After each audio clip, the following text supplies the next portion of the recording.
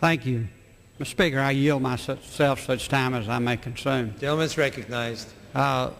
Speaker, we're here today because we all recognize the importance of our domestic automobile industry.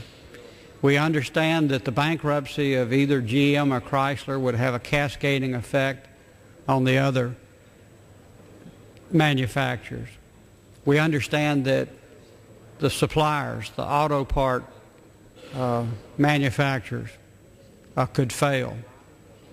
We also understand that dealerships are at risk. Millions of jobs, families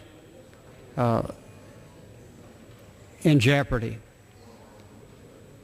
And even though we all want the industry to succeed, I cannot support this plan, because this plan is a plan to spend taxpayer money without any real promise or ability to return the industry to profitability.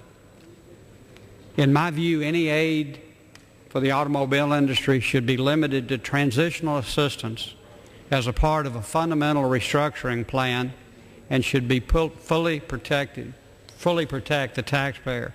And this legislation does not meet that standard. Some of the worst bills to come out of Congress are when we rush to judgment, and I fear that is exactly what we are doing here. Members have only had 1 or 2 hours to examine the text of this legislation. It was a measure which was the product of a closed-door negotiations between the Democratic Congress and the administration. It occurred outside the normal legislative process and the watchful eyes of the American people. I see several glaring omissions or flaws as a cursory examination.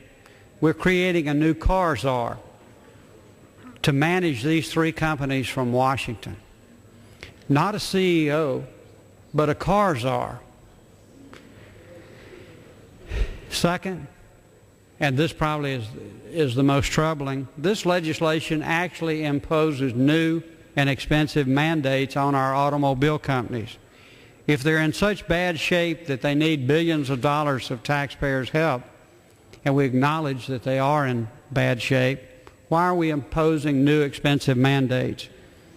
This legislation, for instance, mandates that the companies comply with state laws that imposed inefficient and potentially excessive emission standards instead of the more reasonable federal laws. That cries in the face of logic under the circumstances. And third, this legislation imposes federal government management on the big 3, the wisdom of Washington. It's clear that the management of these companies have made mistakes, many mistakes. But a solution to that, to set up a command and control in Washington, D.C. with a federal bureaucrat attempting to run the domestic automobile industry, is exactly the wrong solution. Mr. Speaker, this is a bad process, and it's a bad bill, and one I fear, as we have so often done with these bailouts, will come to regret it, and I urge a no vote.